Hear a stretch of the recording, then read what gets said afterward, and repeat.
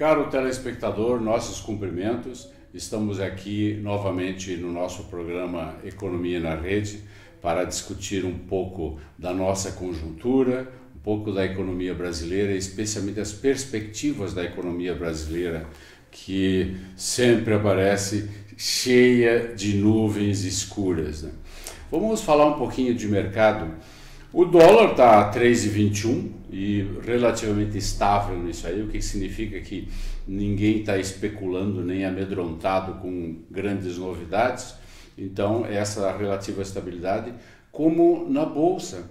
A Bolsa estabilizou num nível alto, acima de 80 mil pontos, mas está também relativamente estável, apesar de que essa estabilidade significa para os analistas, significa grandes oportunidades. E por quê? Porque é possível que o encerramento do ano signifique uma grande alta da Bolsa, que pode passar dos 80 mil pontos para 100 mil pontos. Um recorde absoluto de todos os tempos, quem sabe. O governo aparentemente jogou a toalha, isso é o que o mercado interpreta, e deixou de se preocupar com a reforma da Previdência. Naturalmente que o ministro Meirelles não deixou de se preocupar, porque o déficit continua aumentando mês a mês. E agora surgiu um pequeno fenômeno, digamos assim, que começa a chamar a atenção lentamente das pessoas. E talvez, é o que a gente espera, chame a atenção dos congressistas, que é o fato de o Estado do Rio de Janeiro não poder pagar as aposentadorias e ter que aumentar a taxa de contribuição dos pensionistas para 14% e 18%. É uma bela taxa, 18%. Quer dizer, alguém pode interpretar isso como uma espécie de violência jurídica, né, aprovada pela Assembleia Estadual. Mas eu acho, e os analistas também acham, que esse caminho que o Rio está tomando, um caminho nitidamente defensivo, ele terá que ser tomado pelo estado do Rio Grande do Sul e possivelmente por Minas Gerais e talvez vários outros estados pequenos que vão descobrir uma coisa óbvia. Todos os direitos garantidos pela Constituição de 1988, somados, significam muitos benefícios e aumentos salariais generosos. E quem paga tudo isso? A sociedade tem que pagar. Ora, se tem então uma discrepância entre arrecadar e pagar que as pessoas não querem compreender.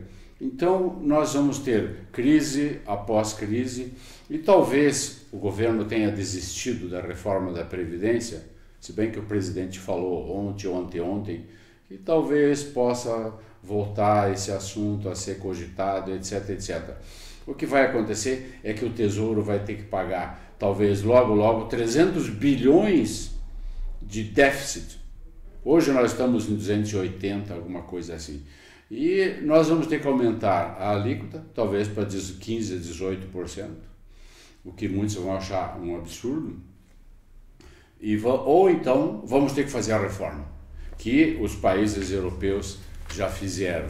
E nós continuamos aqui recusando o caminhar da história, infelizmente. Nós vamos conversar com um velho amigo nosso, um companheiro, que é médico veterinário e é presidente da Vosco do Brasil, a nossa querida Vosco aqui de Lages, que é o Joaquim Guerrer. Joaquim, nós cumprimentamos você com muita satisfação e vamos de cara perguntar sobre uma dificuldade empresarial. É possível fazer planejamento numa empresa brasileira com um obstáculo gigantesco no final de ano e que talvez signifique que nós vamos voltar ao buraco? Talvez não, talvez signifique outra coisa. Mas como você planejar com essa dúvida enorme para as eleições de final de ano? Bom dia.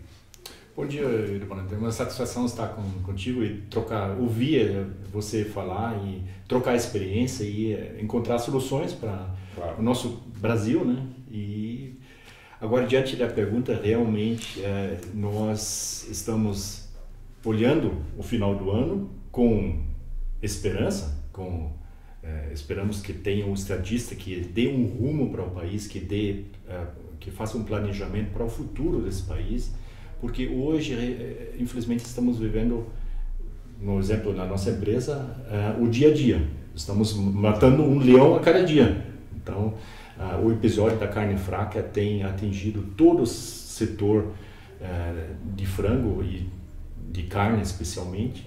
Então, hoje estamos sobrevivendo e tentando fazer o melhor para manter a exportação para a União Europeia, que inclusive semana que vem está ameaçando barrar o Brasil. Perfeitamente.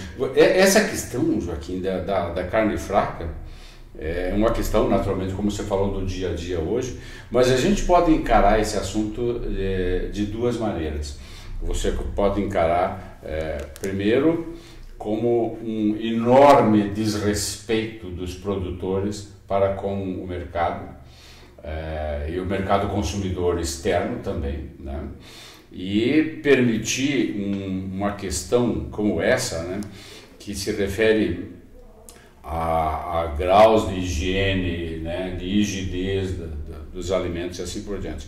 E outro, essa como que irresponsabilidade permanente que existe em algumas empresas ainda, né, de imaginar que pode fazer impunemente essas coisas, né, como a BRF acabou de mostrar. E que está...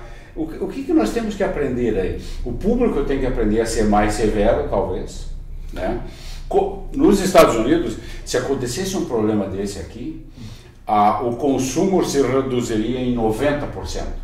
Eu vi casos nos Estados Unidos onde os consumidores são severos. Há um deslize como esse aqui, o consumidor... Nós temos gravíssimos deslizes com leite, por exemplo, né? O consumidor continua comprando o mesmo leite. Então, nós vamos ter que mudar nessa parte do consumidor, mas temos que mudar também na parte empresarial, você não acha? Eu acredito que é uma evolução. Tanto a empresa como a parte pública tem que evoluir nos controles, na inspeção. E agora também a maneira como as coisas são colocadas na mídia, também é importante que se investigue a fundo realmente o que aconteceu. Como ali no passado, na primeira fase da carne fraca, se ventilou eventos pontuais que foram respondidos, né?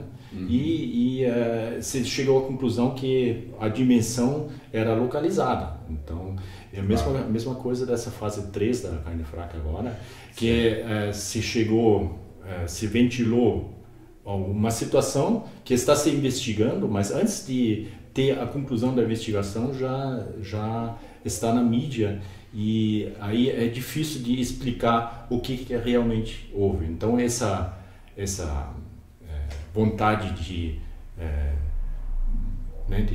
a mídia mostrar o que está acontecendo sem ter realmente o que aconteceu, a investigação em si, entendo. Isso atrapalha bastante. Né? Você acha que a mídia, de certa forma, condena antes de ter investigado tudo, é isso, né? Exatamente. Eu acho que primeiro você teria que realmente saber o que houve. Porque hoje nós, por exemplo, nessa terceira fase da BRF que você mencionou, nós ainda não compreendemos e não se consegue visualizar o que realmente aconteceu. Há conversas entre executivos com externos, então, só que o que realmente houve? Então, eu não compreendo porque que já vai para fora uma situação antes de chegar à conclusão o que realmente houve. Bom, eu concordo com você e ao mesmo tempo eu tenho que discordar, porque o papel da imprensa livre é o de criticar e mostrar. Sim. É claro que o impacto, né, inicial pode significar uma condenação pública, e na verdade não houve culpa integral para isso. Mas eu acho, minha opinião pessoal, Joaquim, é que é muito importante que a imprensa haja e coloque luz nessa escuridão, né? Porque não se concebe vender produtos que prejudicam a saúde da população dessa maneira. E não se consegue também fazer isso com a população do exterior, né, com os consumidores europeus, por exemplo, e talvez até asiáticos, né? Então, a gente percebe, talvez, mas eu concordo com você, não na integralidade da culpa, que nós não sabemos ainda, mas que houve, né? Então, eu não consigo perceber qual a evolução disso. Você acha que tem um papel educativo? A carne fraca? Eu, com certeza, já a nível de ministérios já se discute a nova maneira de fazer a inspeção no país. Dentro das empresas já está acontecendo várias. Infelizmente, a gente aprende pela dor, né? Por exemplo, perdemos o mercado europeu, por exemplo, em janeiro, perdeu mais de 50% do seu volume de exportação.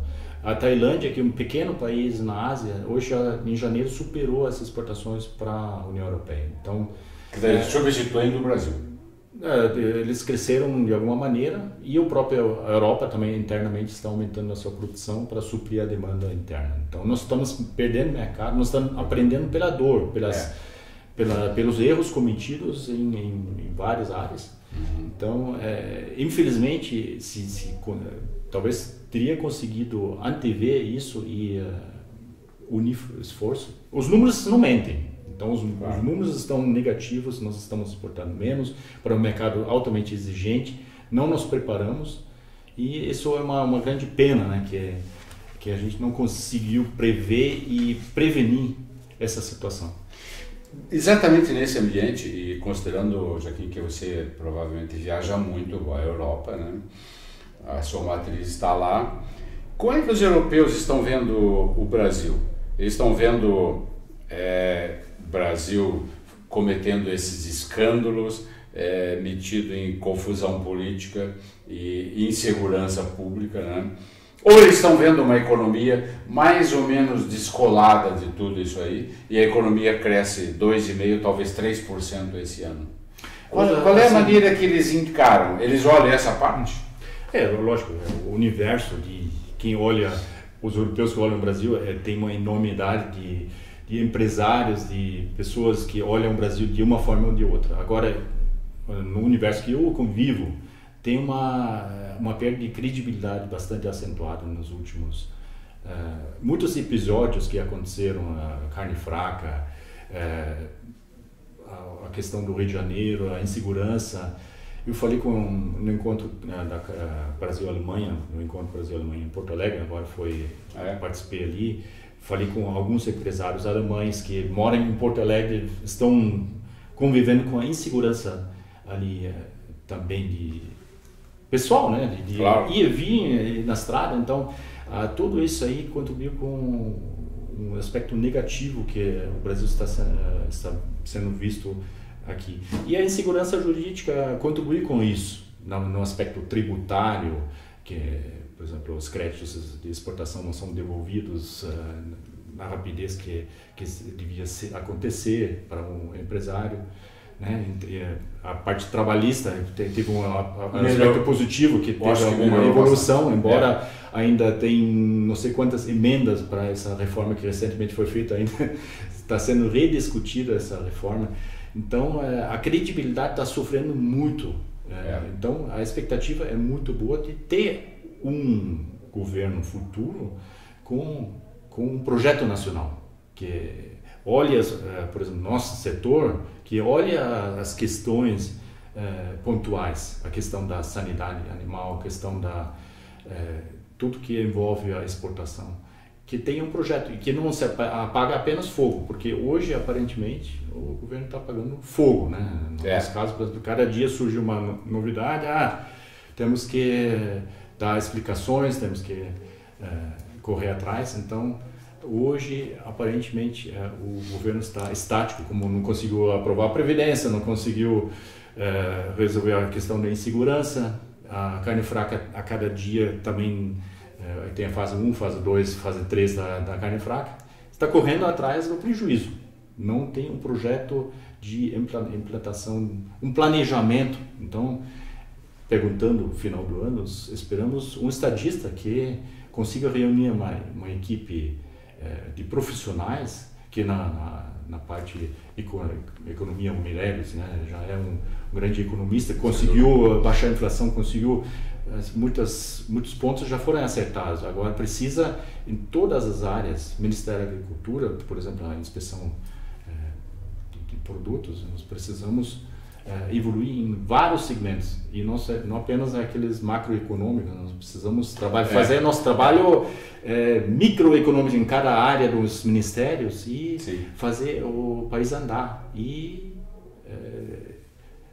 ponto a ponto eliminar aquelas traves que temos na parte tributária, trabalhista ainda permanece e na parte de inspeções, de fiscalizações. Precisamos evoluir e realmente fazer a tarefa do dia a dia.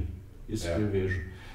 Trabalho de formiguinha, trabalho árduo de eliminar os obstáculos um por um. Eu vejo também, eu concordo com o que você está dizendo, Joaquim, mas e também estou percebendo o seguinte, que todos esses problemas acumulados subitamente, é um pouco triste a gente se defrontar com uma lista tão grande de problemas, né?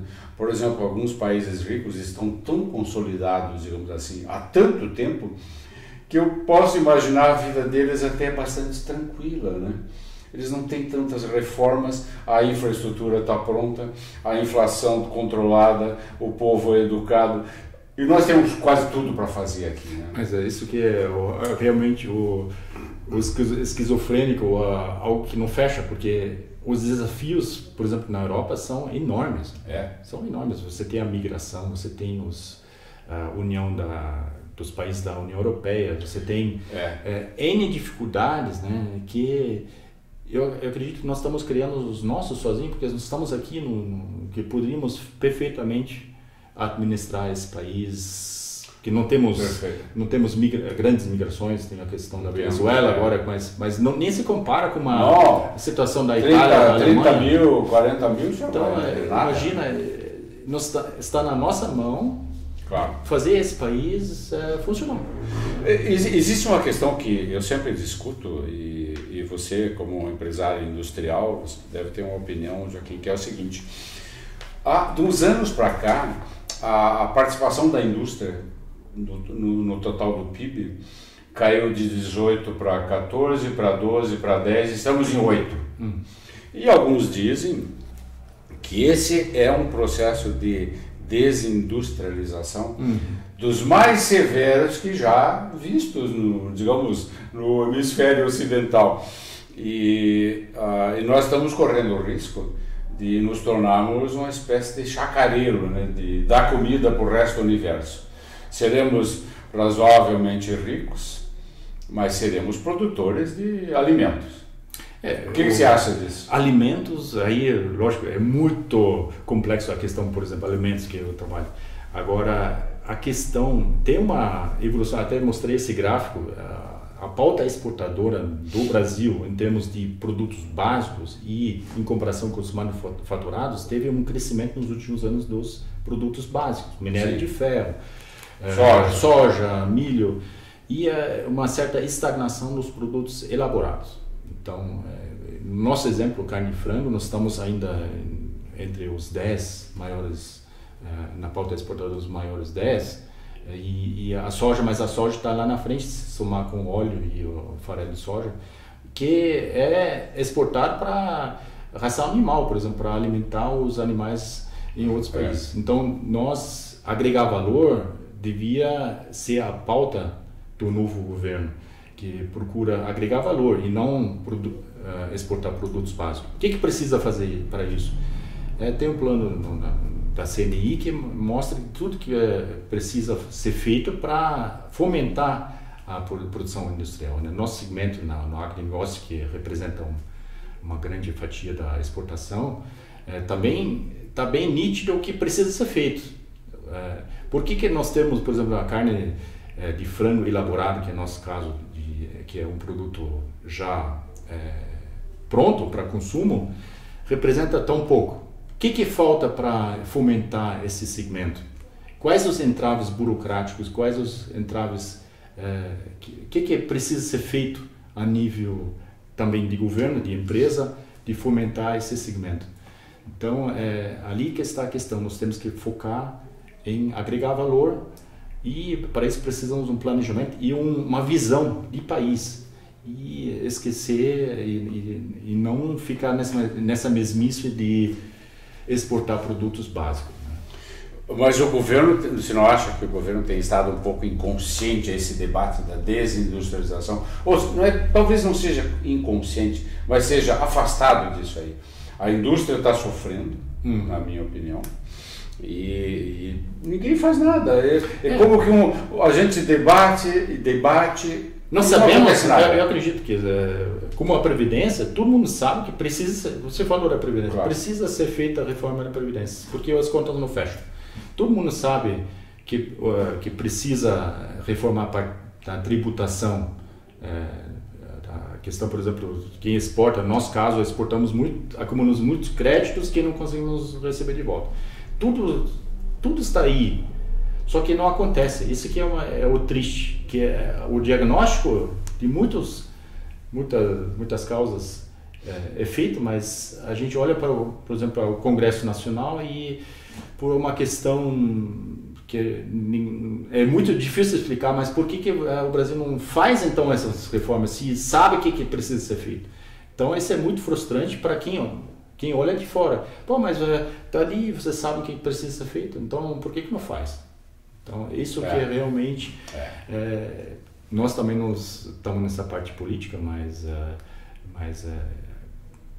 não vejo alguém que tome frente e faça então faça acontecer.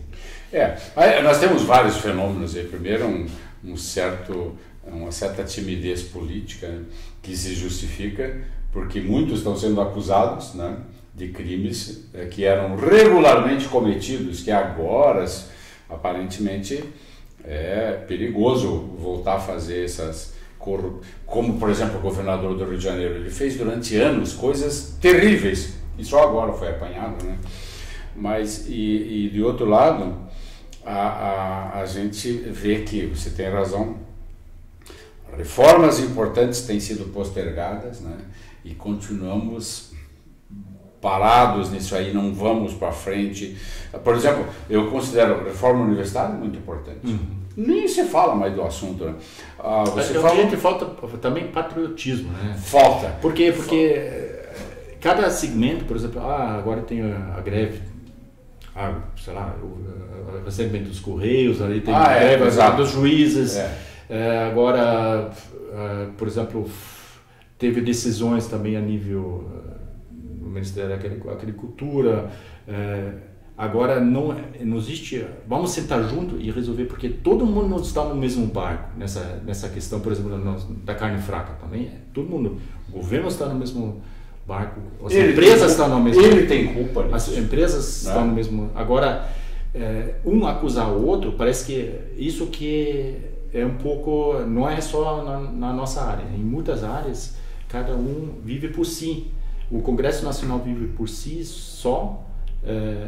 Vamos dizer, talvez até a nossa empresa só pensamos naquele compartimento restrito nosso e falta alguém que agregue tudo isso e leve para um crescimento conjunto. Esse que falta, que é alguém que arranque essa inércia que está no país. Só que antes das eleições não vai acontecer muita coisa, infelizmente. Verdade. Só que estamos perdendo novamente 8 meses para o Brasil. Eu também penso assim, e você está também, em outras palavras, você está dizendo que nós ainda não temos nenhuma liderança, né? Que a gente possa ter esperança. Hoje eu não vislumbro, eu nem voto aqui, eu sou estrangeiro, ainda só tenho, então ainda não sou tenho visto permanente, mas eu me sinto brasileiro, mesmo assim me sinto brasileiro. Mas eu enxergando no cenário das opções, não se vislumbra alguém que claramente consiga dar esse rumo no país. Você sabe que a gente conversa, digamos, na universidade, né? A a gente conversa o que vai acontecer até 2050, quem serão os grandes países, né? E algumas das apostas dizem que o Brasil pode ser o quinto país, ou o sexto, né? Mas quinto ou sexto, e a briga é se a gente tem a China, né, como primeiro, e os Estados Unidos, e daí nós teríamos possivelmente a Índia em terceiro lugar, em volume bruto de PIB, né? E quem estaria em quarto lugar? Muito bem, seria a Alemanha? Talvez, né? Poderia ser a Alemanha. Quem poderia ocupar esse quarto lugar? Com grande população e grande território e capacidade produtiva? Talvez a Alemanha. O Brasil poderia, depois então da Alemanha, chegar em quinto lugar. Mas daí nós temos que tirar do caminho Itália, Inglaterra e França. O que não é fácil, né? Não é nada fácil. É perfeitamente possível. Eu acredito também que a Europa, que nós fornecemos para o mercado europeu, eles, nessa situação, por exemplo, do nosso produto sendo exportado lá, eles põem as barreiras comerciais internas lá e também nós temos um grande potencial de crescimento para a Ásia, para a África. Hoje o nosso produto de frango está cada vez sendo exportado mais para outros países, México também, um grande país que é importador. E então eu vejo o Brasil ser também, daqui a pouco, a Europa não é tão importante, né, no cenário internacional. E o Brasil possa, com algumas correções pequenas, como o Meirelles fez poucas correções, se nós conseguirmos em alguns segmentos fazer essas correções, deslanchar já em 2019 e 2020. Eu acredito nisso. Eu também acredito que o Brasil pode crescer facilmente 5% ao ano. O que seria espetacular, né? Nós teríamos geração de renda realmente no país, e nós temos todas as condições para isso, né? A partir os desafios da Alemanha, da questão da idade da população, das migrações, da questão das etnias, a questão do leste europeu, a Rússia. Então, os desafios são talvez muito maiores do que os nossos, e nós temos, e aqui tá na nossa mão, esse que é o inacreditável, que nós podemos facilmente, vamos começar a fazer agora. Agora, 2019, tiramos essas que a gente sabe que precisa ser feito, e só fazer. É verdade. Como é que você vê a possibilidade de a União Europeia fazer um acordo com o Mercosul, ou talvez o Brasil? Esse assunto que começou já há 10 anos, e depois morreu e voltou. O ano passado começamos a discutir um pouco mais, e a impressão que eu tenho é que esfriou novamente. O que você acha disso? Eu participei ali no encontro Brasil e Alemanha, da BDI, que é a CNI da Alemanha. Então tem uma grande vontade de muitos empresários de fazer essa união, que aconteça essa união. Claro. Até porque o Brasil, a Alemanha no Brasil é muito forte, tem muitas empresas alemãs no Brasil. Então tem uma vantagem muito grande das indústrias, principalmente. Agora, a questão da resistência aos produtos agrícolas do Brasil, e nós ainda dando munição, infelizmente, para eles, para os produtores franceses, e olhar que o produto brasileiro não tem a qualidade que nós temos. Então nós damos, infelizmente, munição também nesse momento, e eles também não estão com muita vontade de ceder lá. Então nos últimas semanas tem se falado muito que é possível o acordo, só que nesses últimos dias, nos acontecimentos, aparentemente ficou mais distante novamente, embora a vontade, existe muita vontade de algumas áreas na Europa também que acontecem. De outro lado, aqui também tem uma grande vontade de que aconteça, mas eu sinto, infelizmente, novamente um pouco mais longe essa possibilidade. E aquela possibilidade de um super bloco, né? Que seria basicamente América do Norte e Europa, e que o Mr. Trump já detonou, ele saiu desse tipo de... Você vê possibilidade que, por exemplo, o Canadá e alguns outros países e tal, e incluindo o Japão, estranhamente, porque o Japão está um pouco distante, né?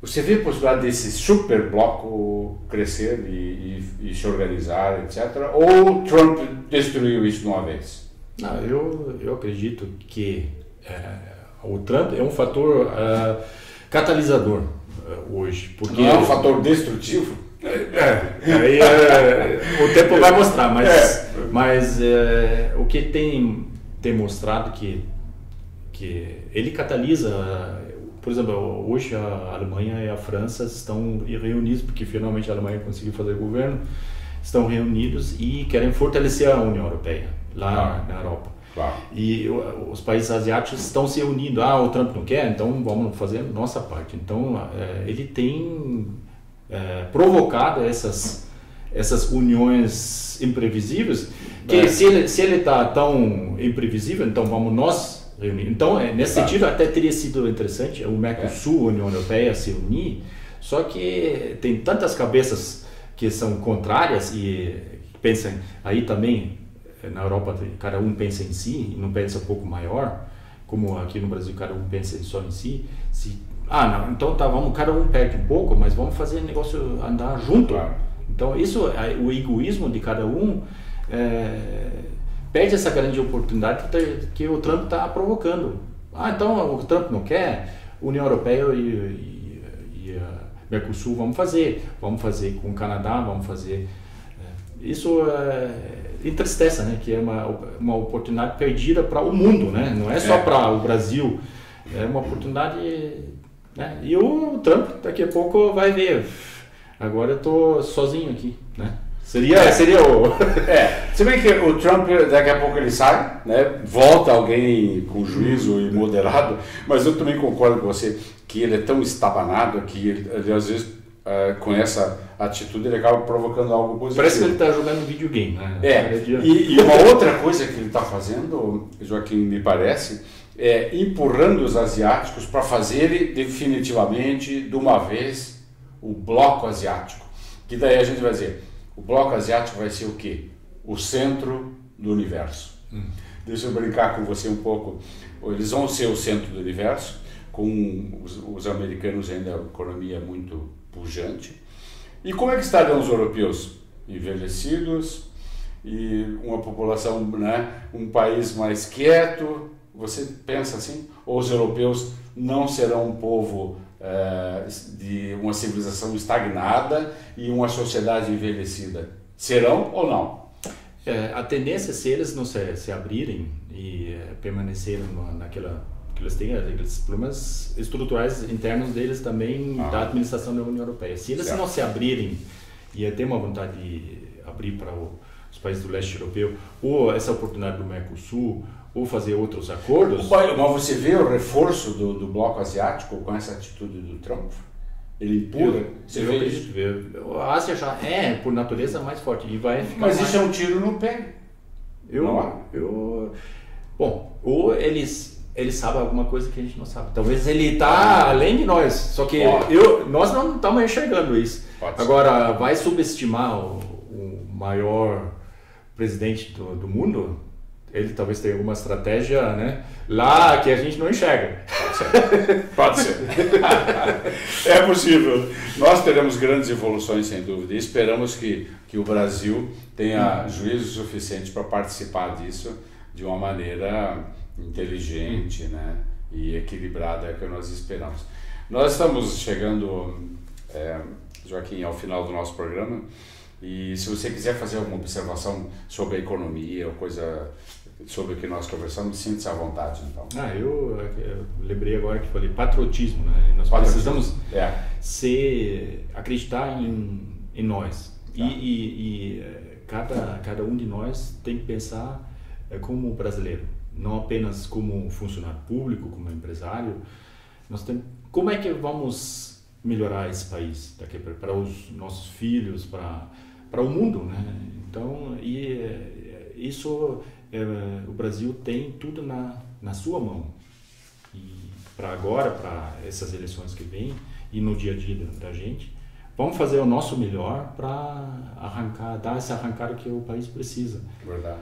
E eu acho que, apesar de pouco pessimista no momento, os próprios proprietários da empresa são otimistas com o Brasil, continuam apostando, apesar das dificuldades, porque é um potencial gigantesco. Então, não cabe nós colocar a cabeça na areia e esperar. Acho que tem que arregaçar as mangas e trabalhar. Eu gostaria de agradecer muito a presença do Joaquim Gehret, que é o presidente da Vosco do Brasil e é um empresário com uma grande visão da economia brasileira e a sua relação especialmente com a Europa. E nós queremos dizer ao telespectador, se quiser rever esse e outros programas, basta ir ao YouTube e procurar por Imagem TV e o programa Economia na Rede, e você terá todos os nossos programas anteriores à sua disposição. Nós estamos convidando você para estar conosco em breve no nosso próximo programa sobre economia. Um abraço, até lá!